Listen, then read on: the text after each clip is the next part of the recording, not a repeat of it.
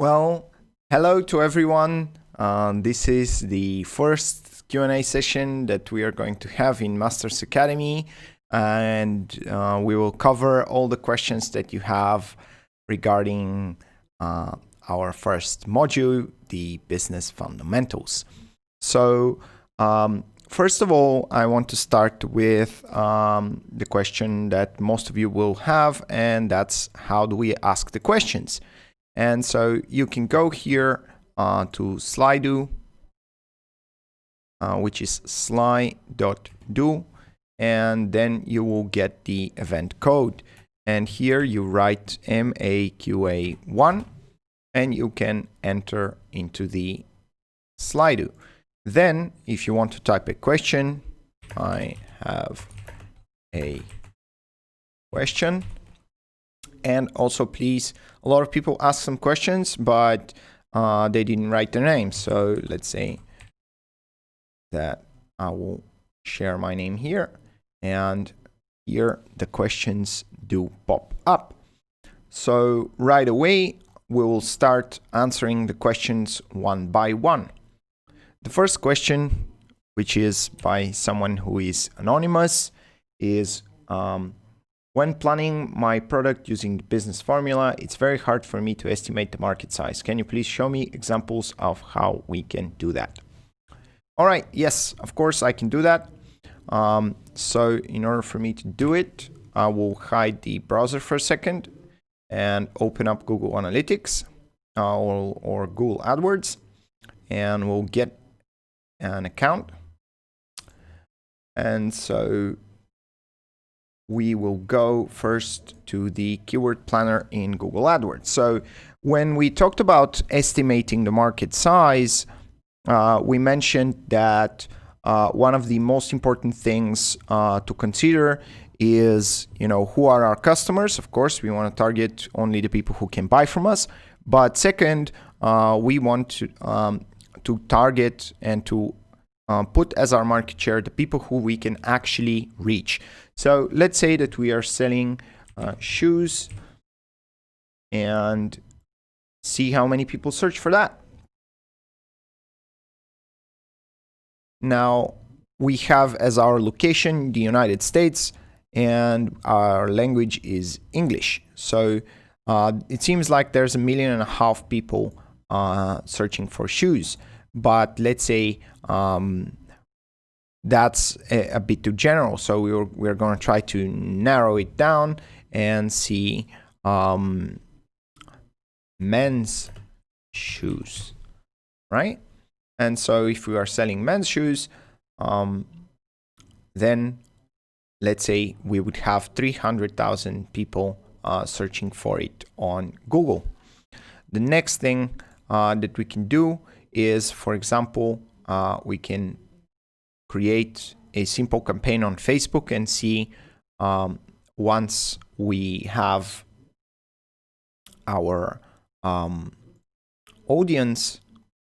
Let's say we want to make a brand awareness campaign just for the sake of it. And now we want to create our audience, right? We have set United States as the location and people from 18 to 65. And let's say that we want to say that we want people who are interested in shoes. This is not very good targeting. Don't take it as a targeting example. And here in the genders, we are going to target men for this campaign.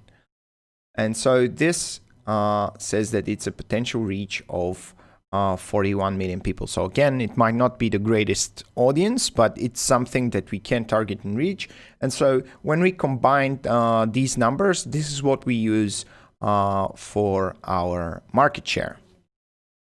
Right. Just wanted to check if everything is all right.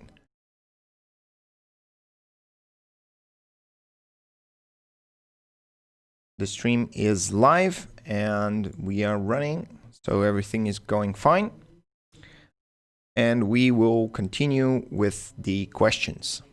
Now, the next question is, I have an online store with over 1,000 products and it's very hard for me to use the formula for each one. What would you recommend?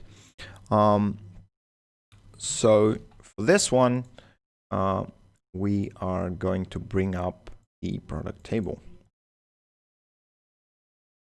Right.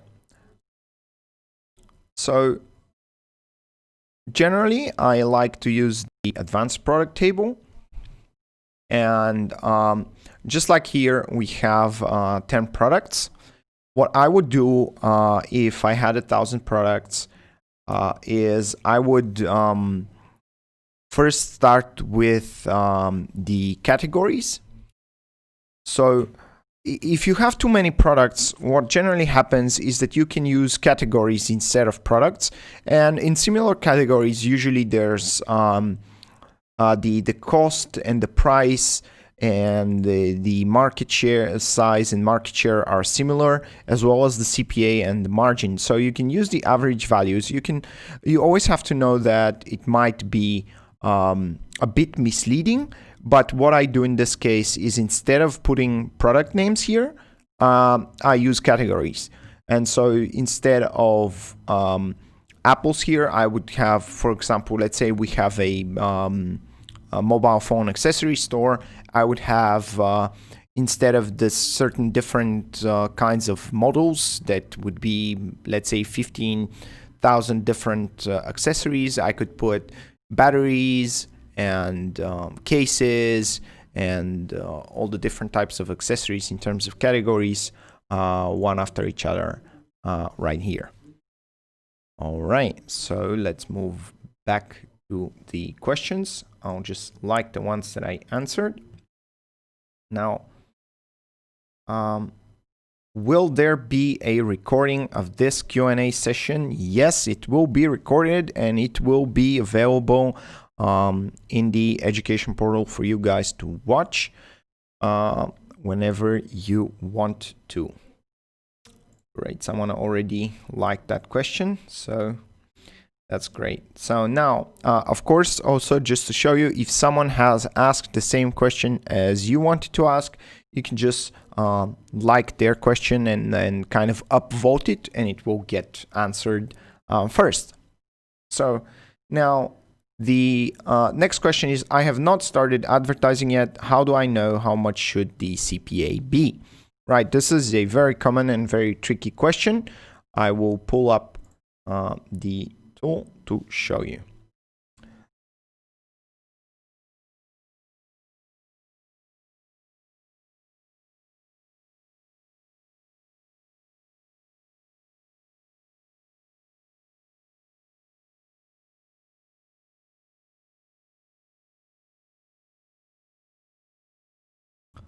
Right, so first, in order to not ruin the tool for everyone, we will make a copy first. And once we have the copy of the tool, we can start playing with it. And just to take an example, we will have, let's say, our product will cost $100 and the cost of it will be $20, our market size. So for, another thing that you can do while we are at the market size, if you don't know your exact market size, you can always put, let's say, 10,000, and just by determining the percentage, you can just go for target sales instead of target market size and target market share. You can just go directly to target sales. So let's say I want 1,000 sales. Well, that would be 10% of 10,000, and now I want 1,000 sales, right? So the way we determine the CPA is generally by these two things here. Let's say that our company is spending $25,000 every month. These are our expenses. So now, if we have zero CPA, we need to make 312 sales to break even, right? With zero marketing budget, we just need to make, that would be the total expenses divided by the margin. We need to sell 300 units to break even, right? That's coming from our expenses here. And if we take a look at the CPA, now we need to put some realistic number, right? What would happen if we have the maximum, if the CPA is equal to the margin? If it's more than the margin, of course, we can't do that. We are going to lose money for sure. So if it's equal to the margin, again, we are losing money because then even if we increase the sales, and let's say we have more sales, this would mean more CPA, and we can never make money like that, right? We need to have it lower than the margin at some point, right? So then it becomes a question of just becoming realistic. And so let's say, what would happen with 70? With 70, we're still losing money, and we have $70,000 worth of marketing budget. So that's too much, possibly. What would happen at 60? 60 is again a little bit too much, and we need to probably strive for 50, maybe 55. Ooh, 55 is the minimum that we can go for if we want to have 1,000 sales and these expenses. And you can see we are breaking even at 1,000 sales, and now we have zero profit. So the minimum CPA we can actually afford with these expenses would be, if we want to make that many sales, that would be 55. So that's kind of how I go about it. I just kind of experiment with the different numbers. And so in reality, let's say our target would be 45, so we can make at least $10,000 worth of profit, right? We're spending 25, and now we go and look at the crazy check ratios, and we can see our marketing budget to revenue is around 50%. It's good. Marketing budget to total expense is not too crazy. None of them seem to be going too far or too crazy, right? And our profit is 15% of our total expenses, and it seems reasonable, right? So that's how I go about determining the initial CPA. Now, the fact that this is what you decided, and I'll even pause for a second here and just explain that point because it's very important. The fact that this is your business mathematics does not mean that you, in reality, your actual CPA when you start advertising won't be $200 or even $400. So that would depend on how well you make your campaigns, landing pages, and products and everything else. This is just in terms of mathematics. How do you determine how much should your CPA be? So have that in mind because it might play a really bad trick on you later on. So let's get that back, delete these numbers, and we'll leave the CPA at 55 just to break even. Right, moving on to the next question. The next question, can you explain the difference between gross margin and total margin? All right, I will do that right now. So let's go back to the presentation, which, by the way, you have access to the presentation. It's available in the education portal. If you go here to your profile and go down to the library, you can see the library right here, and you can see the business fundamentals presentation. And once you click view, it will open up the presentation, so you have access to it, and you can always check it out. Right, so just to go back to the correct slide. So you were asking about total margin and gross margin. So the total margin is the difference between the revenue and the cost of goods sold, and that's the totals, right? So if we go back to our tool, the total margin, as you can see here, it's, and just to make it more correct, it's the total amount. So let's say if we are going to sell 1,000 units, 1,000 products, and we have $80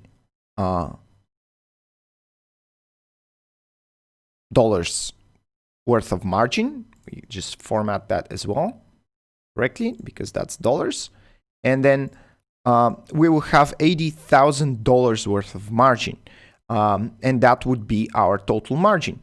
If you can see here in the presentation, we are saying that it's the revenue minus the cost of goods, which if you take a look here, the revenue is $100,000 and the cost of goods is $20. So you can even look at it as the margin multiplied by the sales, or the revenue minus the cost of goods.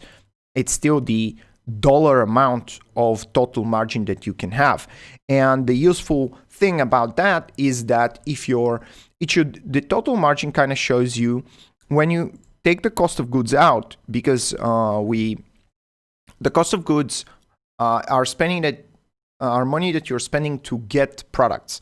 And once you get these products, you have them. So you may not sell them this month, but once you sell them next month, for example, you will still get your money back, or you can sell them and they are something physical that you have for the money that you spent.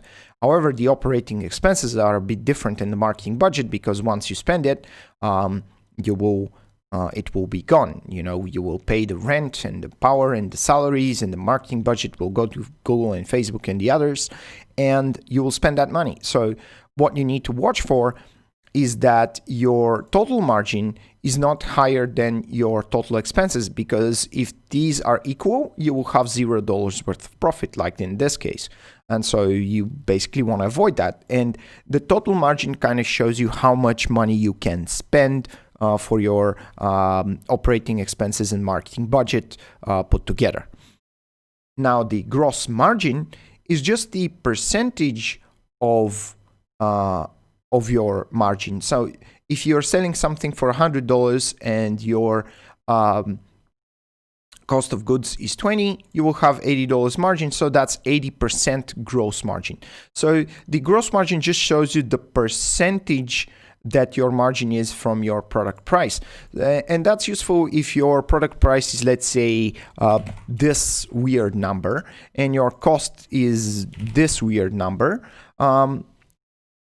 Let's say this weird number. It's not very easy to calculate at a first glance how much is your gross margin. And in this case, it turned out to be 90%. So let's say if we say the cost of goods is this, it would be 93. Let's say if we say if it's 4,223, that gross margin in terms of percentage would be 65.94%. So that's the difference between total margin and gross margin. And I hope that answers your question. Now, great.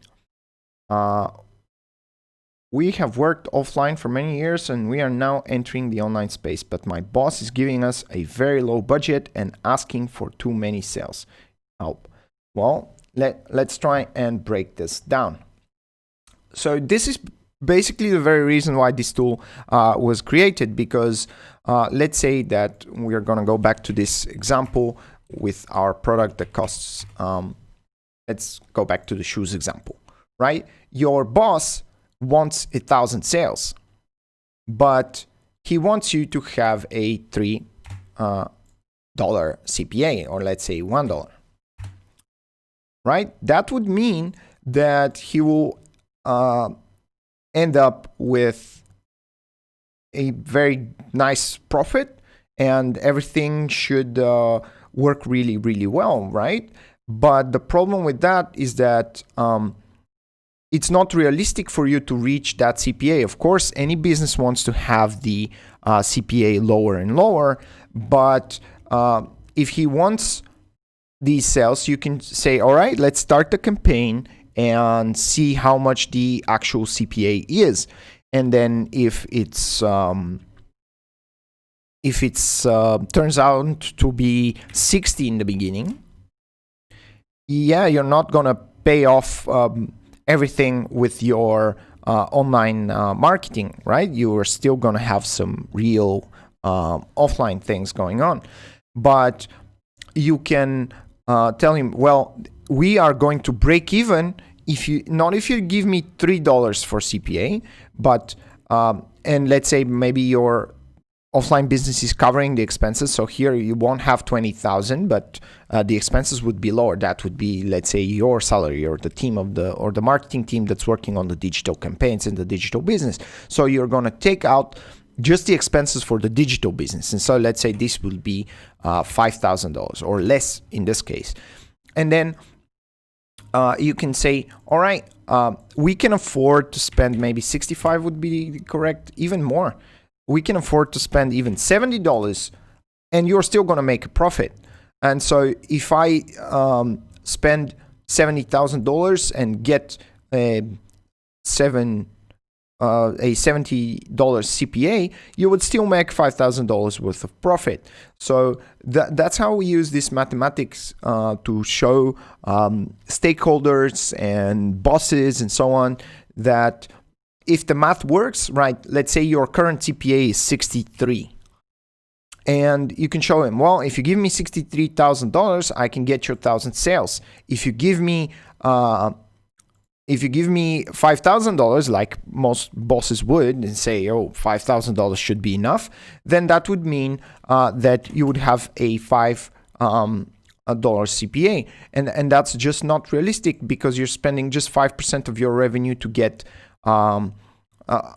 for marketing budget, and your price to CPA, your CPA is 5% of your price. This kind of even seems reasonable, but in reality, your actual CPA is 63. Yeah, you can improve it over time, but the main point is that you can show him that you're even at $65, if he can find the $65,000 to give you, he can make money. Now, if he doesn't have $65,000, then what will happen?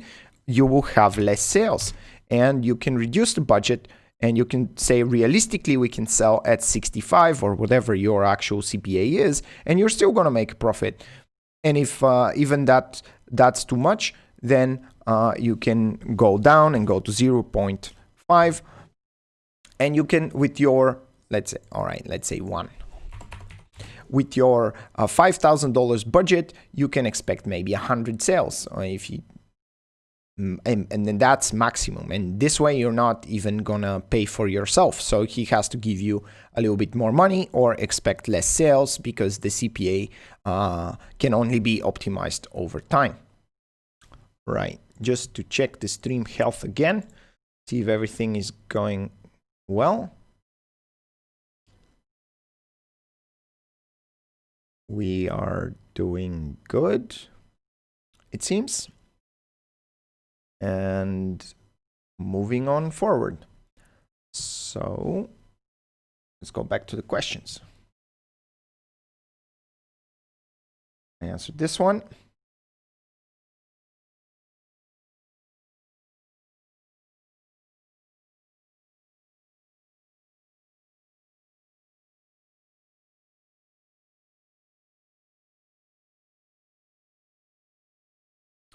Now, is it better to start with a high CPA target and try to reduce it, or start with a low CPA target and try to increase it later? Now, this is a very tricky question. So, generally, let's see what would happen if you start with a very low CPA. You're just not going to hit your targets.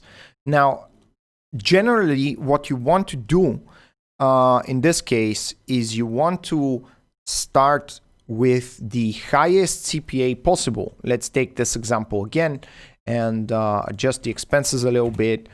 And so now, in order for us to get the, let's say, 500 sales that we want, we have to see, first we set our sales target, then we have to know what our expenses are, and then we have to see at what CPA do we break even, right?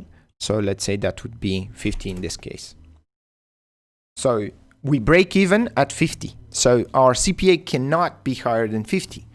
But you have to understand that sometimes just getting customers and not making money from them is not a bad idea, because some people might look at it as eating away at your margins. But on the other hand, you are getting customers, so you can then try to retain those customers and sell them more things and keep them as customers, keep them happy, and so on. And so over time, this customer base that you build, you're not making money right now, but you are building a customer base as fast as you possibly can. Now, this is another way to see marketing at break even as well. So in this sense, this might not be a very bad idea. So generally what I like to do is I like to start with the highest possible, just so we can't go over that border. Because setting yourself a low CPA target can only be bad, because if it's too low, you are just going to be disappointed. But if you set yourself a real target and then achieve it, and let's say now you're selling at 43, you can then start becoming realistic, right? You set yourself the maximum target, you got there, you reached it, you tested different channels, and let's say maybe it didn't work out on Google, but on Facebook it worked out, and you have $43 worth of CPA, and now you're making money, and this venture is profitable.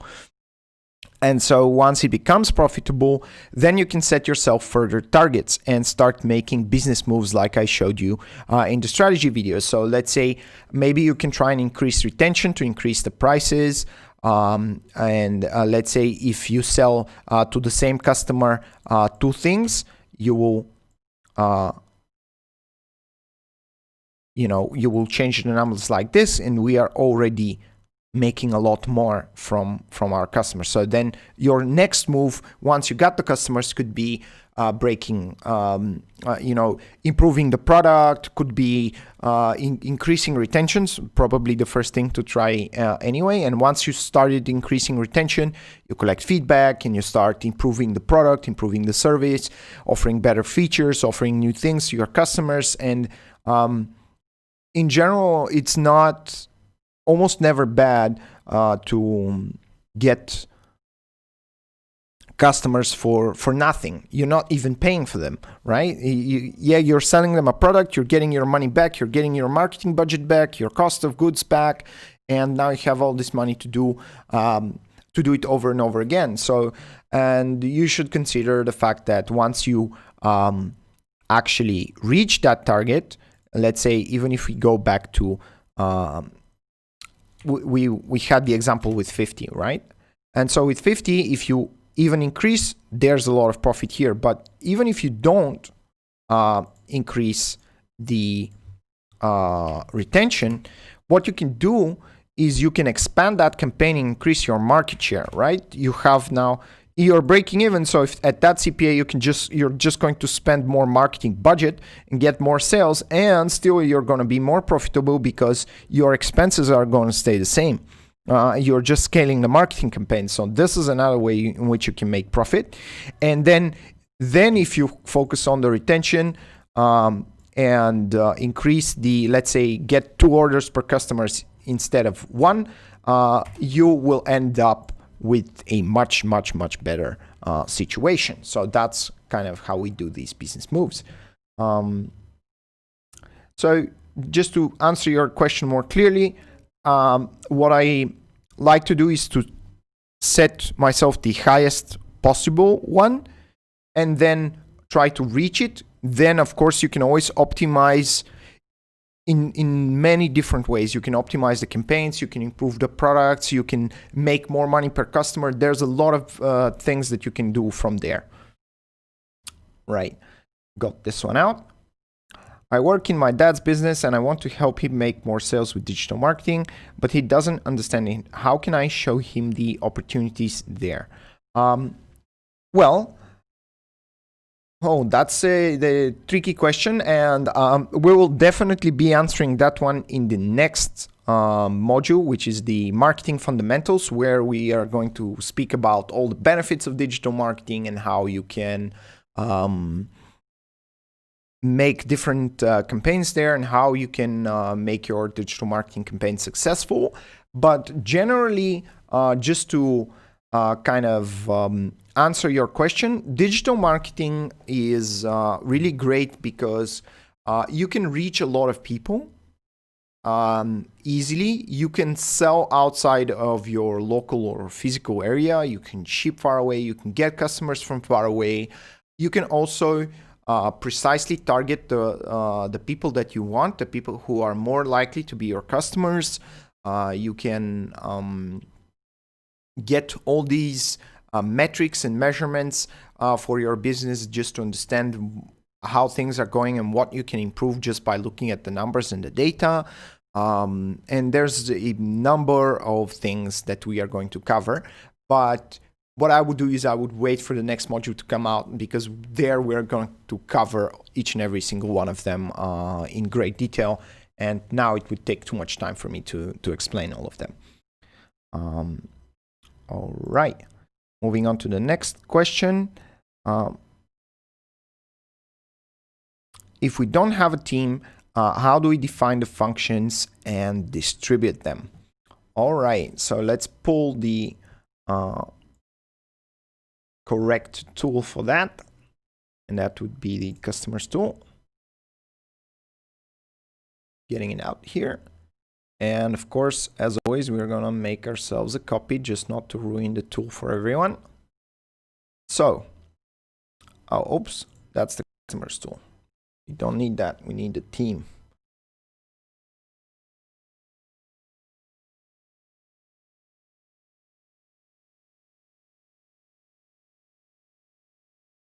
Let's get it out.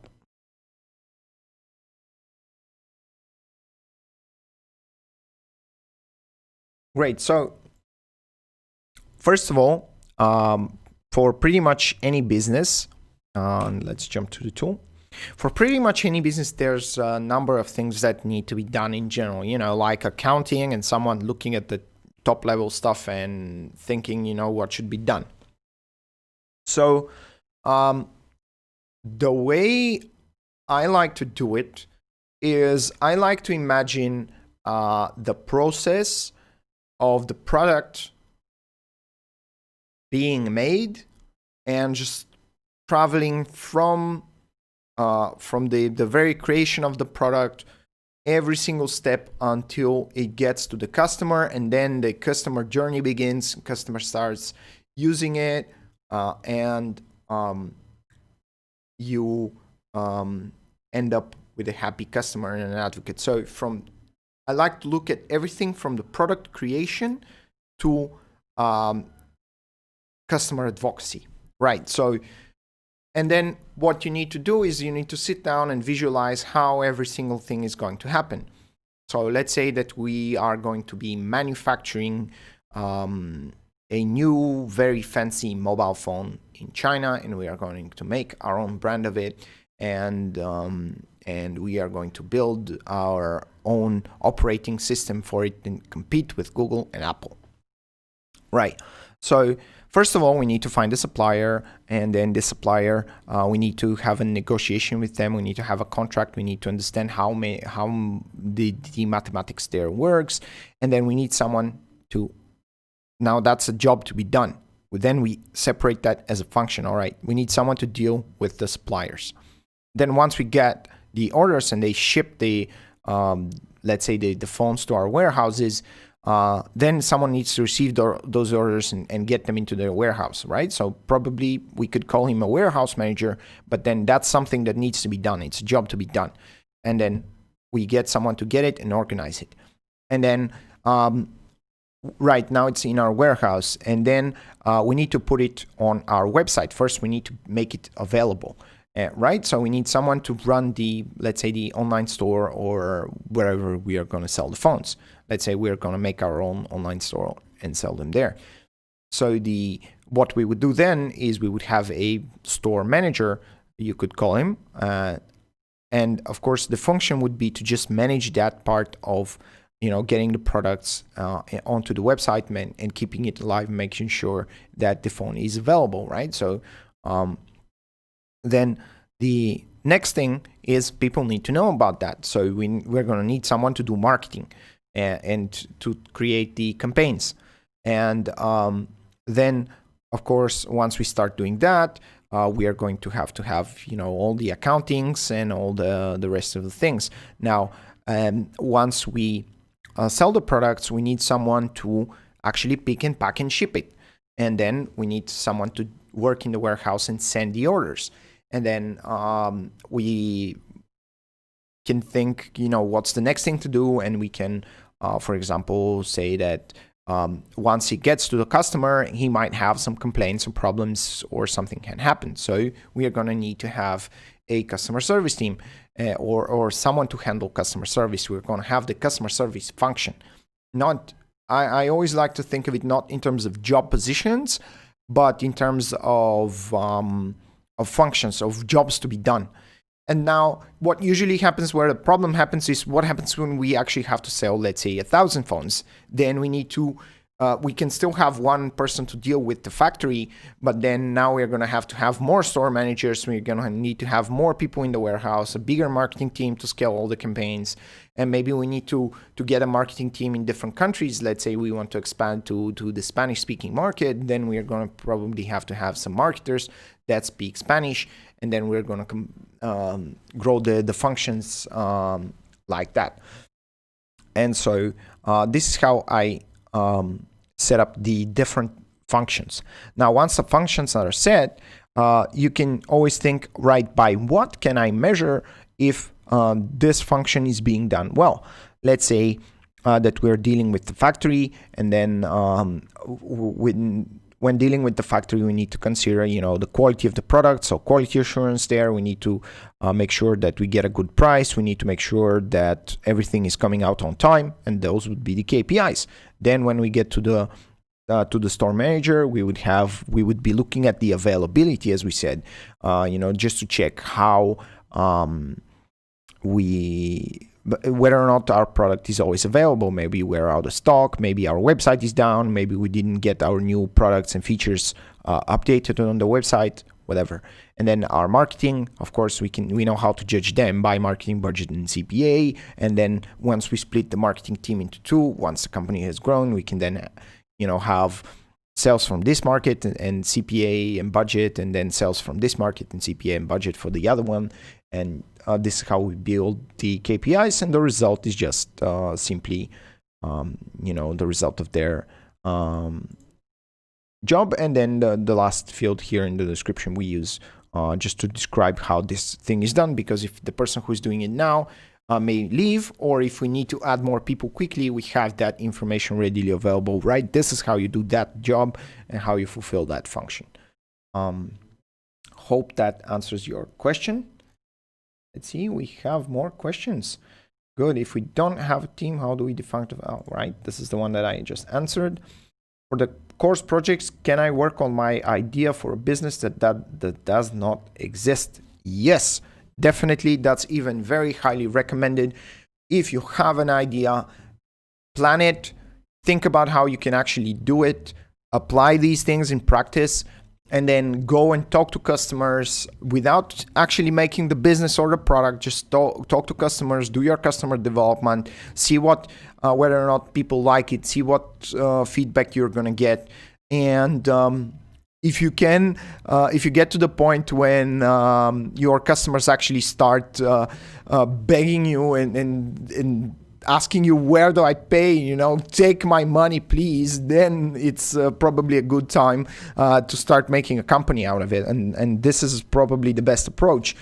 Even some of the people on our team, they were building, some things and products and games for a long time before realizing that nobody actually wanted that. So always make your plan, see if everything works out, talk to the customers, and of course, you can start your own company. You can, especially, I think this is even more important for the people who already work somewhere, because if you work somewhere and you can be the smallest piece of the puzzle there, but once you start asking the right questions and showing where the problems are, like for example, why aren't we doing this? So what's going on with that? And once you get that business understanding and you start asking the right questions, people will start paying attention to you, because by seeing the problem, you've already shown them, hey, why are we losing 60% of our customers from there? And then you already, just by asking one question and helping people realize that this is a huge problem, you are already setting the direction in the company, even if you're the smallest pawn. And now what do? They have to promote you. If it's your company, of course, it will help you grow and faster and so on. So it doesn't matter if you really have a company and you are the boss, if you work in a company, or if you want to start one.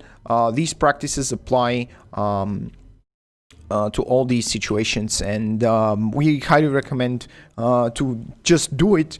And especially the biggest mistakes that you can do is to have a business or working one and not have that information written down, because this will prevent everyone from being on the same page. The strategy will be determined by the people who scream the most, or the most authoritative person and the loudest screamers, instead of the logic and the numbers. And once we know how to argue with them, the numbers don't lie. And so even if the others in your team scream very loud, the numbers don't lie.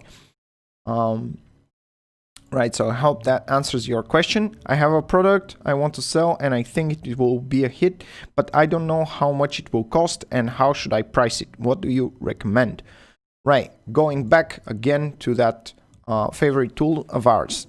So these numbers for the business are always based in reality.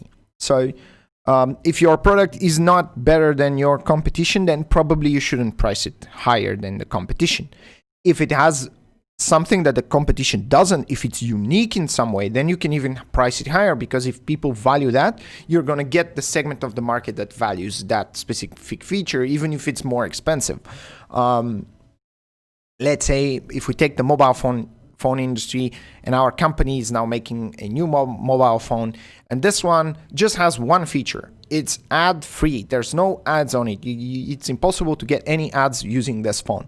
A lot of people would probably pay some money. They could even, some people in the world would possibly even pay more than an iPhone, even though our phone is not better than the iPhone, but it has this unique and specific feature. So right on the pricing side, you have to compare to your competitors, and you have to compare the features, and you have to compare the customers, of course. Now, if you are going to have a product, it will have some physical limits. Either you're going to make it, and if you have to make it, you have to see, how many people do you need, how many materials, and do the math there. And if you're buying from someone else, of course, in the beginning, you're not going to get the best prices, but you might consider the economics of scale as well. And once you start growing your business, you will be able to, of course, get a better situation. So let's say that your product in the beginning is very costly. Let's say, take the example for the phone.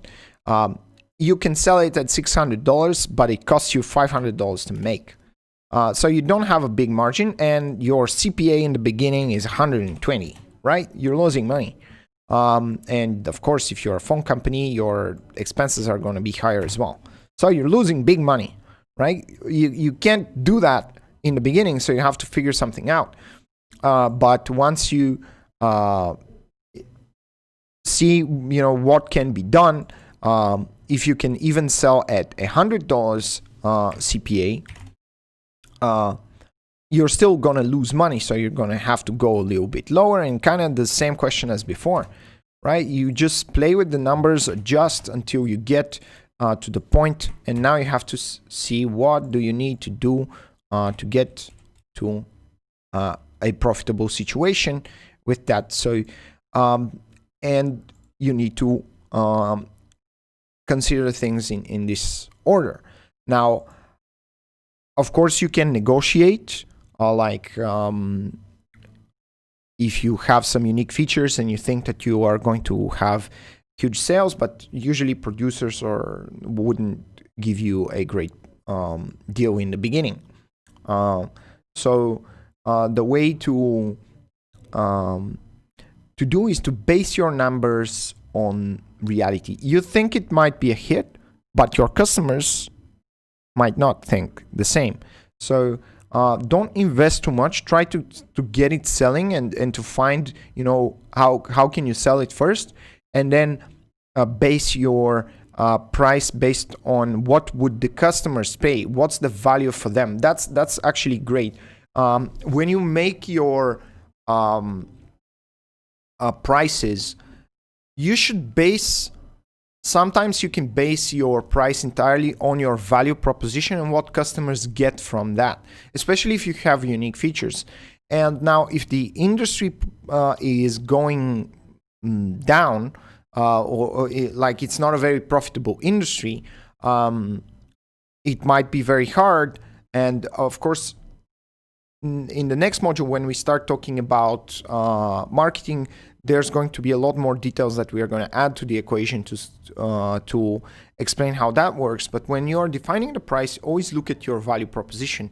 And if you can sell higher, you could, even if your competitors are a big company and they hold a huge part of the market, that doesn't mean that you can't sell at a high price to a small segment of the market who value you. For example, the people who are disappointed from your competitors and they just don't want to hear about them anymore. So that's what I would recommend on that. Now, in the strategy section, you mentioned the strategy where we can have the price higher than the cost. That's predatory pricing and it's illegal. Well, so first of all, it's not illegal everywhere. At the time that this happened, and it happened in the United States for the first time, it was fixed in some places and not in others. So it's not illegal everywhere. And people still do it. Like, for example, huge chains, when they enter a certain market, they start selling below price just to get awareness. They don't, it also matters on how long you do it. So predatory pricing can work sometimes, and for a short period of time. It can, you can hide it in terms of a price of a great promotion. So it's generally illegal, but no one can actually say that you can't have a certain promotion that's timed. If you do it for a certain amount of time, it can help you a lot.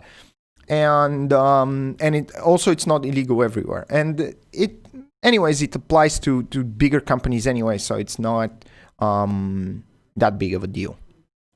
I don't recommend you start with it. By the time you get to it, you will be much more savvy. Right, moving on to the next question. How can I do this for the company I work for if my manager won't give me the information that I need? He says that it's not my job to know these things. Well, the way you counter that is pretty much the same as with the bosses, right? You have to ask them, right, what numbers do I have to hit? You hired me, right? And you are asking me to do something. Right? You are asking me to, for example, generate 100 sales.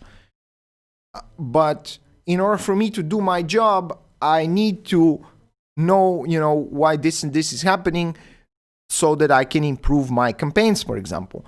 So you can always flip the question and say, all right, well, if I don't know this, how can I do my job? Well, just go, they would probably answer something like, just go do your job. And then you can start breaking it down and show, you kind of have to teach them and help them understand that why you need this information. You need it because by understanding the product margins and the company expenses, you can calculate how much you can afford to spend for marketing and start basing your strategies off of that. Now, just the fact that you understand this now would help them see, all right, maybe this guy or girl has some initiative. Maybe we should give him that information, let him sign an NDA and we will give him the information. Be careful when signing NDAs, they can hurt you and they can be very costly. So if you can do it without signing an NDA, it's better. But once you have that understanding and once you start asking the right questions and pointing in the right direction, people will understand that you really do need that information. So the way to do it is just to kind of flip the question and say, well, how can I do my job if you don't give me that information? Because I don't know what the margins are, so I don't know what our target should be. I don't know if we can afford a higher target or if we should aim for a lower target. I don't know how many, which platforms to focus. I don't know what are the restraints. You can always flip that question around and give them a reason to give you the information, and also telling them how you're going to use it, which you can do by using the tools that I gave you. You can give them a very good answer for why you should have that information.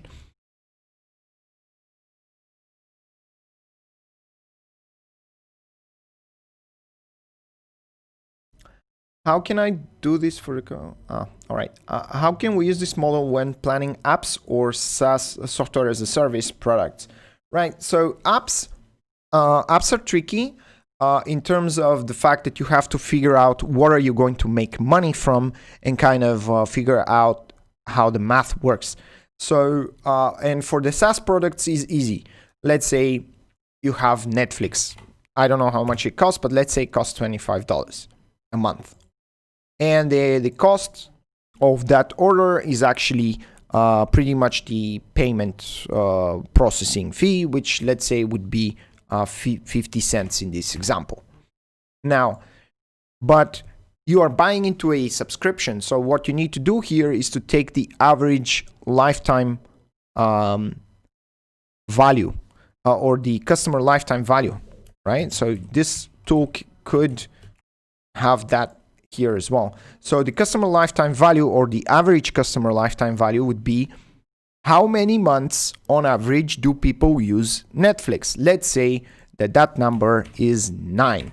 So you just multiply the monthly price by the subscription months or periods, and you get that. Of course, then you have to also multiply that by 9, since they're going to make 9 payments anyway, and you're going to get that. So now you have the customer lifetime value mathematics, which is what you care about when having a software as a service product. And of course, then the rest of the mathematics works out. With the apps, it's a bit tricky, and so there could be many different kinds of apps, so I can't really tell you.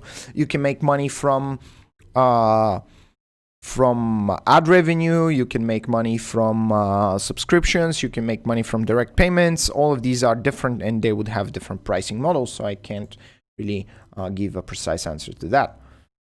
Now, do you have any resources showing the average margins, CPAs, CTRs for different industries, products, niches, for example? Now, there's no thing like the average industry margin. I mean, it could be, but you don't really care about it so much in most cases, right? So let's take the supermarkets. Let's take one example where you do care about it. Supermarkets or supermarket chains in America, they're famous for having this 3% profit margin, which is very low. It seems very low. They make billions of dollars and 3% only in profits. So now, let's say Jeff Bezos comes up with a plan that can make 6% off of that. Now, a lot of investors' money would go his way because he can actually make double the industry profitability. So in this sense, you care. And you can search for this information within statistics bureaus and so on. It's pretty much available for most developed countries for free. And now the CPAs, there's no such thing as industry average CPA. Every marketing strategy is different and it depends on your performance. So you can't there's no such thing like that. Now for the CTR, most advertising platforms are going to give you a relative CTR. Just to kind of show you, if we go and open up a campaign, let's say this campaign, it doesn't matter. It was just some campaign that spent $100 or 20 euros, doesn't matter. So now if you go to the columns, you can get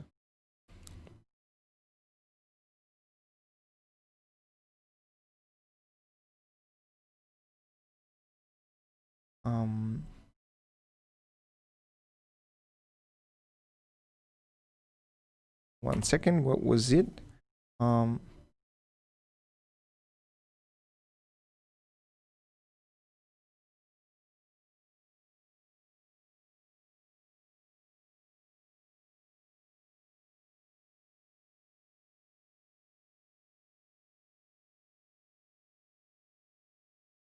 Well, I can't really find it now, but most of the time you get some comparative metrics. Like AdWords would show you, for example, how your CTR is doing with the quality score. And in terms of Facebook, you will have, your relevance score, which is, it's actually called relevance score.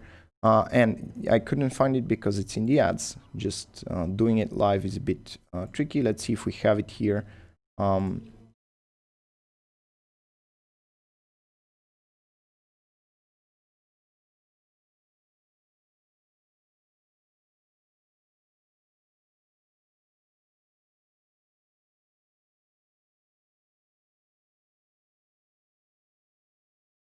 I don't know why I can't find it in this specific campaign. Probably because that's just a post promotion.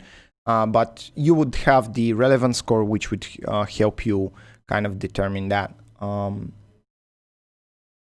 So you shouldn't really be focused so much on the average. You should take a look at your own business mathematics and try and see how it works for you. You shouldn't really pay so much attention to how others are doing most of the time. Right, one-man marketing agency here. Would the business tool be really much use to me, as I don't have much overheads? This would be more for bigger companies. Now, a one-man marketing agency, by definition, is a service, right? So you are not basically selling products, you are selling services. So we are going to discuss services in great detail a little bit later in the course, but this tool is mostly used for products. You can't now. You could possibly use it for services, but you have to package them as certain packages. So let's say that you would have maybe a tier, a silver, a bronze, silver, and gold tiers, and then they would, let's say, you are offering 3 tiers of service, and you have a bronze, silver, and gold. Let's say you want to sell the silver one the most, and it costs $1,000. To you, how much does it cost to you? To you, it costs nothing because you are providing a service, and your expenses, since you are a one man, let's say you have $500 or $500 expenses for your office, or let's say it's more. Let's say you have 2,500. You can still use it. Now the market size doesn't matter. You're just gonna put 100 here and say, what would happen if I sell 10 of these? Well, I would have $1,000 of revenue. You don't have, you can also calculate how much you can spend on ads as well to just get customers and to sell these packages. Or you can look at the average deal that you can make. The average, if you work on retainer, you can say, I'm going to make this amount of money closing the client. But most of the time, it boils down to negotiation, and services are a little bit different. We are going to be discussing them later on in the course because there's a lot more to know about services, and they're tricky because there you have your time to consider as well, availability as well. And so it becomes a little bit more complicated. And if you want, you can just join the Discord community, and we can take this conversation on a more personal level, and I can help you there. But this is a topic for a later point in the course. Is there a way to get all the tools in one link rather than taking them from the videos? Oh, yes, there is. So if you go here to the education portal and you go to your profile, here you have the library. In the library, you can get all of the tools from here, the Startup Masters tools, and you can get all of the available tools right here. Right? Let's say you wanted to go to the business Sudoku tool, you can go from here. This is why we are going to have everything in the library. You can see there's a lot more than just these tools over here. So everything that we're going to be mentioning in the course in terms of resources will be here in the library. And so once you want to, let's say you want the expenses tool, you just click here and you get it. Everything will be here in the library. The library will be very, very useful, I promise you. When I actually conducted the courses in the university, we used to call this thing the link of links. But now we've actually made it into a library for your, just to make it easier for you guys, and you will have everything here. And as soon as a new course comes available, you will have all these things here. You have also the presentations, you have the exercise files. Like for example, this is the course project file. If you open it from here, you will see that you will have one document with all the tools inside it together, so you can do the your entire plan and just use all of them in the same place. This is actually the document that we use. So we make a copy of it, and let's say we want to start and we want to sit down and plan a new business, or just a friend calls me and says, hey, I have this great idea for a new business. And then we start from here. And we go over the tools one by one and start answering the questions and building. And usually within a day, we are done with it. So in one sunny Sunday, you can go through it once you have a little bit of practice and experience with it. So I hope that answers your question. Is 500 euro a month marketing fee, not including budget, too expensive to charge? They will get a Facebook business page for their company plus a Facebook campaign. Right. So let me go back to the presentation here and just show you the part on value propositions. So let's see if we can find it.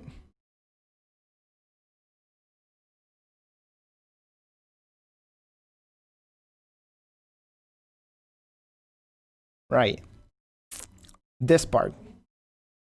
So the question is, what's in it for them? You are looking at what you will do. You should be looking at what they will get. Because if you say, I'm going to do a landing page and a Facebook campaign, they are going to pay you for your work. But if you say, I can make you a campaign that's going to make you, like, you look at their numbers. What you should do when getting clients is you can ask them about their business numbers, do the math and say, all right, I think that, for example, so let's say, why do they need the website, the landing page, and the Facebook page in the first place? They need it so they can sell more, right? You're selling them marketing. And so in order for you to sell them marketing and sell yourself well, this is the way I do it.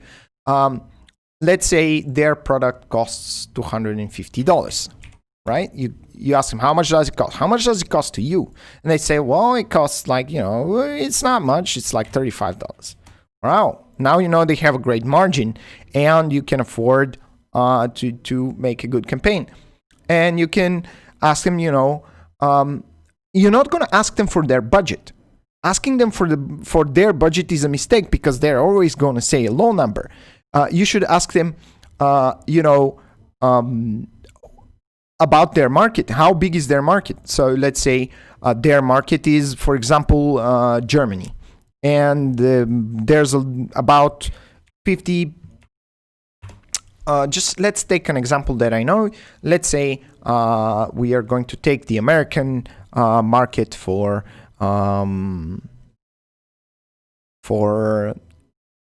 something that's useful. Let's say, well, let's take the hair industry because I know it. So we have 780,000 people, right? Now that's a bit much, So you can't actually promise them that, but you can say, all right, so maybe let's see if we can get 1% of that. That sounds really believable. It's really hard, but it sounds very believable. So you can take a look and see, all right, do they have enough for the CPA? They have enough margin. Their margin is $200. So by operating expenses here, you don't look at their business. You should try to estimate how much their expenses are, because if their profit margin is very low, you can see here we have a big profit margin because you're not considering their expenses. But let's say that their expenses are huge and they have a lot more in terms of expenses. That's another zero wouldn't be the best thing to do, but let's say we're going to change that to 7 and make it more believable. Now, and we're going to change this to an 8. Now, imagine that this is their expenses. Now, their profit margin is actually 20%. But with more sales, that's going to get better because these expenses are going to stay the same. And what you are going to add on top of that is your expenses, right? You are going to pay me. Now, take their expenses out, and you are going to pay me $5,000. And you are going to say, if we can achieve this CPA, which I believe is achievable, you can make, these sales, and this will be your marketing budget. And your profit from that would be this. And now that you show them how much profit they can make from it, you're going to sell them a campaign and marketing, and you are going to price them based on what they are going to make, not based on what you are going to do. And this way you can have a much, much bigger impact. Actually, I have something really cool that I can show you. For that, it's a bit of a preview of what you're going to get from the next course. Just give me a second.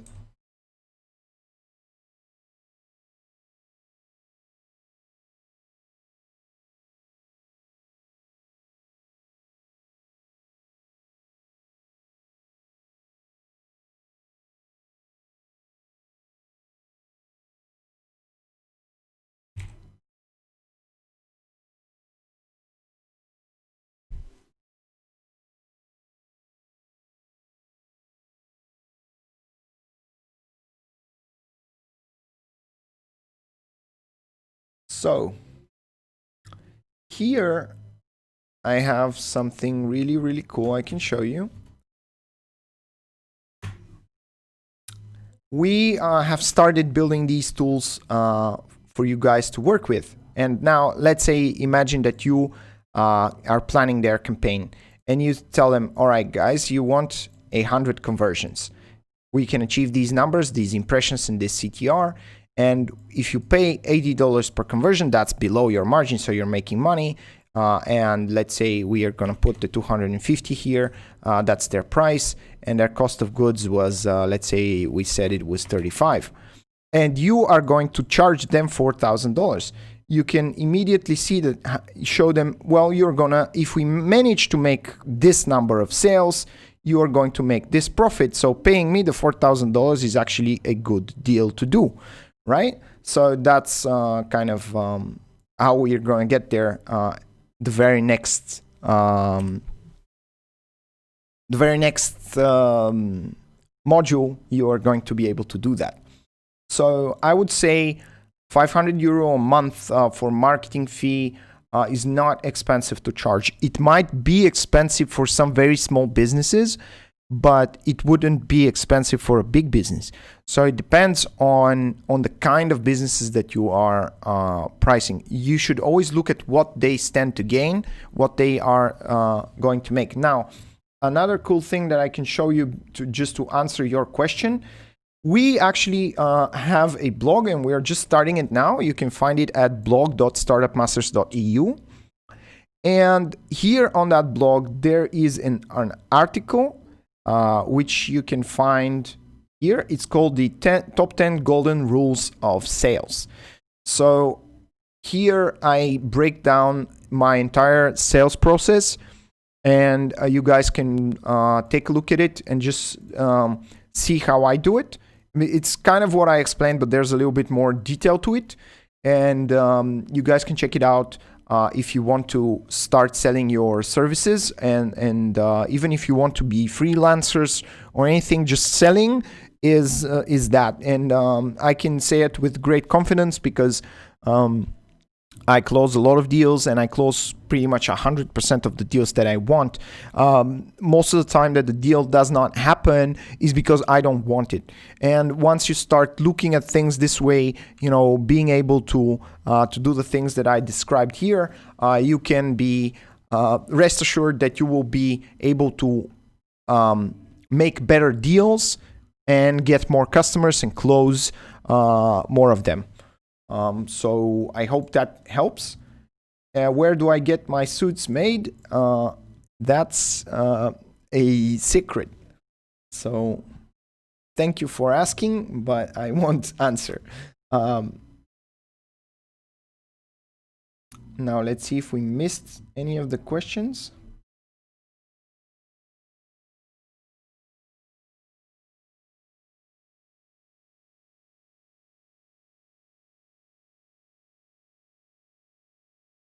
Let's see the most recent ones.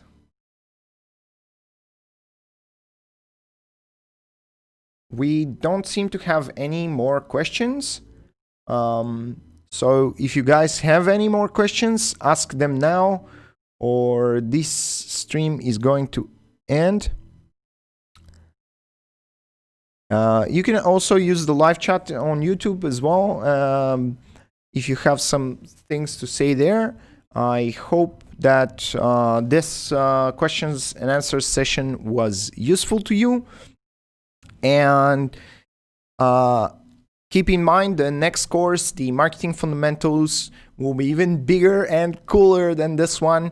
And it comes out on the 15th of June this month, just in a few days. And the Q&A for it, next time we're going to have our Q&A session, will be on the 20th of June, which is my birthday. And I'm still going to do a Q&A sessions with you guys. So make sure you attend the Q&A session first. It will be at the same time, again, on Saturday. And also, the best present that you can do for my birthday is to like our Facebook page, to share the course if you like it with your friends, get them to sign up and watch it. And of course, you can also leave us reviews on Facebook to help us build our trust factors, because we just started. And thank you for everything. Thank you for your time and attention. And I will really hope to see you in our next Q&A session on my birthday.